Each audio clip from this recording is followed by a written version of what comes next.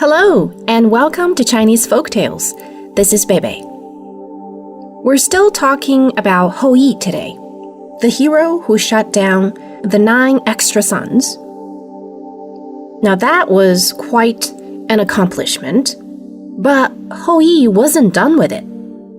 There were other consequences from having too many suns in the sky. And Hou Yi was also the one to deal with the aftermath too. When all the suns were out there in the sky, forests burned and rivers dried up.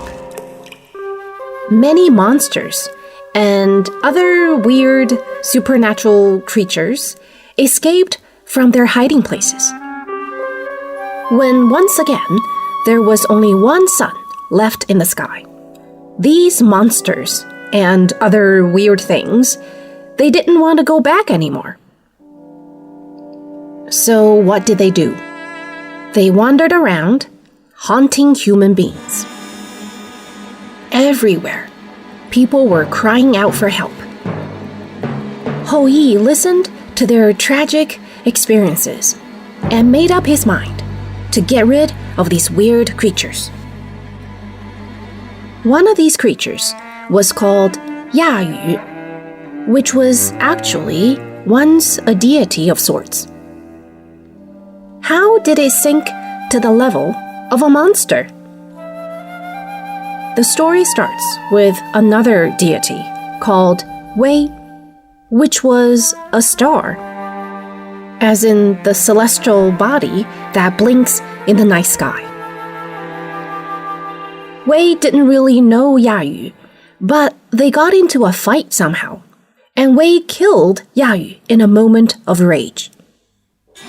As punishment, the Lord of Heaven ordered Wei captured and tied to a tree, deprived of personal liberty forever. And Yu, who was already dead, was given pills of life and came back to the world. It was an act of justice, but who would have thought? Yu came back with a totally different character. He was no longer a deity, but a monster that liked to eat people. He grew a head of the dragon and the body of a tiger. A very scary combination indeed.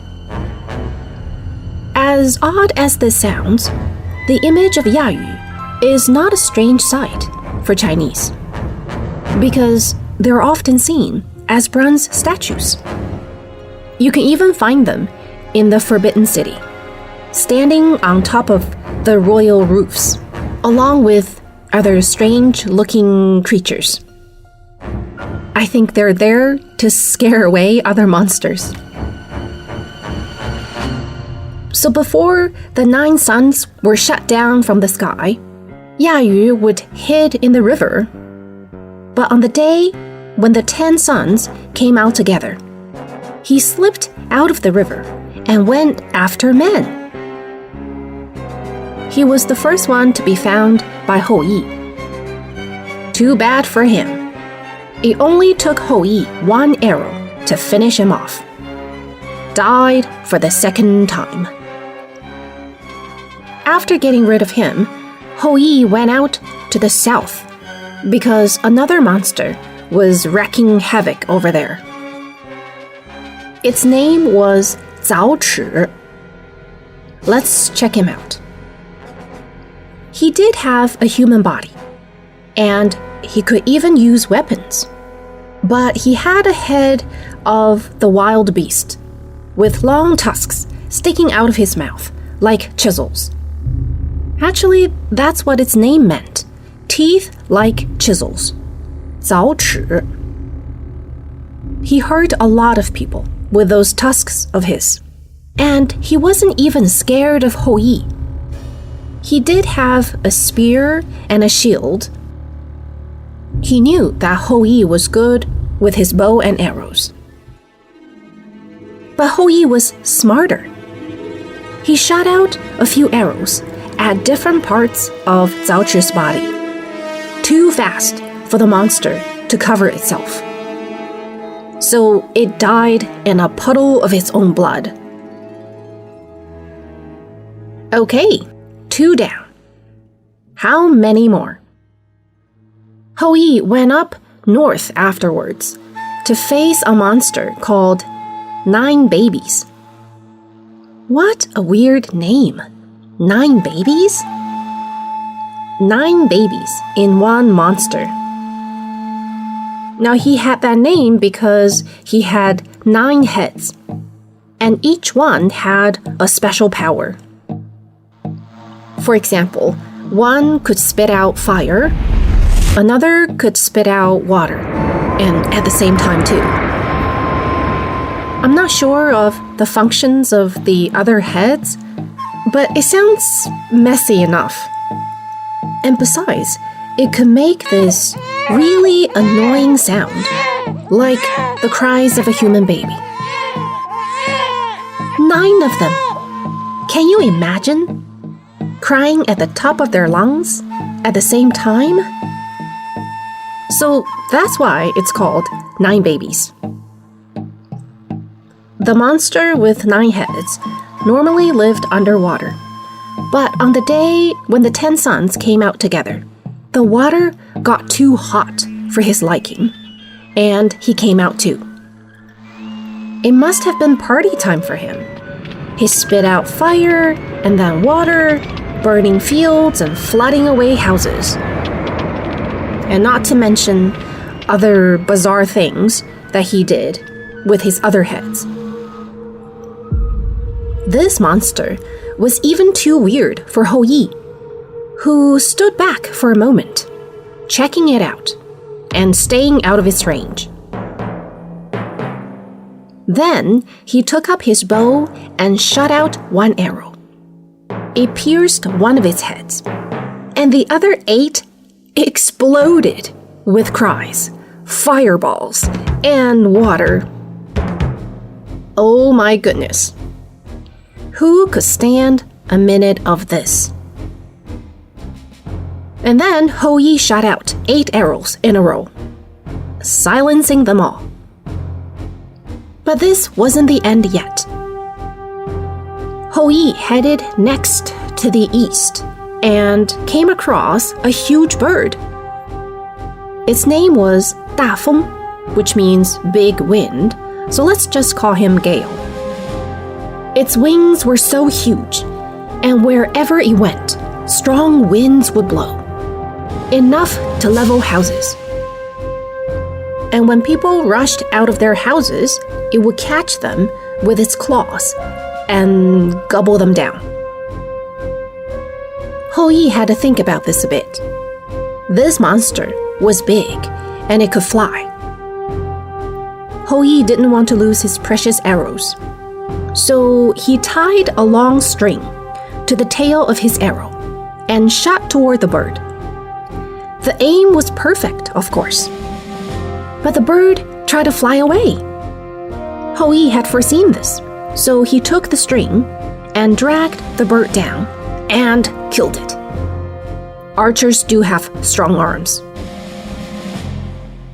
Let's see, 4 monsters out of the way.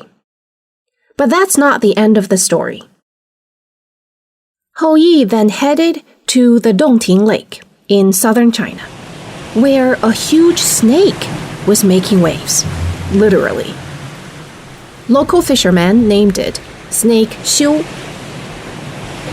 Hou Yi rowed a boat out to the center of the lake and saw the snake rolling in the waves, throwing boats upside down. Our man didn't hesitate and shot out a few arrows in a row. The snake was hurt and bled until it died, sinking to the bottom of the lake. So I guess that was relatively easy. But it was still not the end. Okay, maybe I should have divided this up in 2 episodes. Anyhow, there was only 1 monster left, so bear with me. And it was not as weird as the others. It was a wild boar called Fengxi. It used to live in the forest, and it would come out and run around, eating crops and also hurting people with its sharp tusks. This was the easiest capture for Hou Yi. The villagers could probably have done it too. In fact, Hou Yi did not kill it, and the villagers carried it back. I mean, it was good meat. So, the hero Hou Yi killed off 6 monsters, scattered in all directions. I'm not going to bother you with the Chinese names again. The one worth remembering is Hou Yi himself.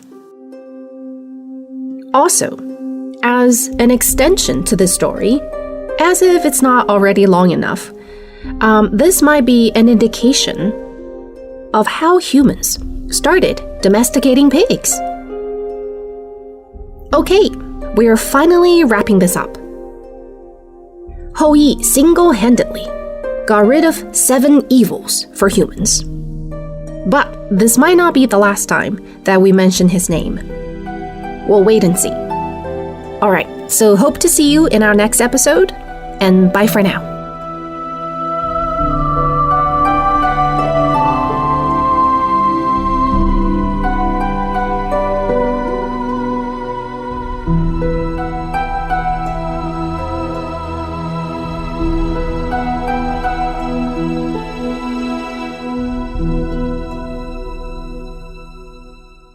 This is a China Plus podcast. Special thanks go out to Sanlian Zhongdu for their help in creating the content for this show. If you like the podcast, please give us a rating and be sure to subscribe wherever you listen. If you've got any questions or feedback, please feel free to contact us via email at podcast@cri.com.cn or find us on Twitter, China Plus Pods.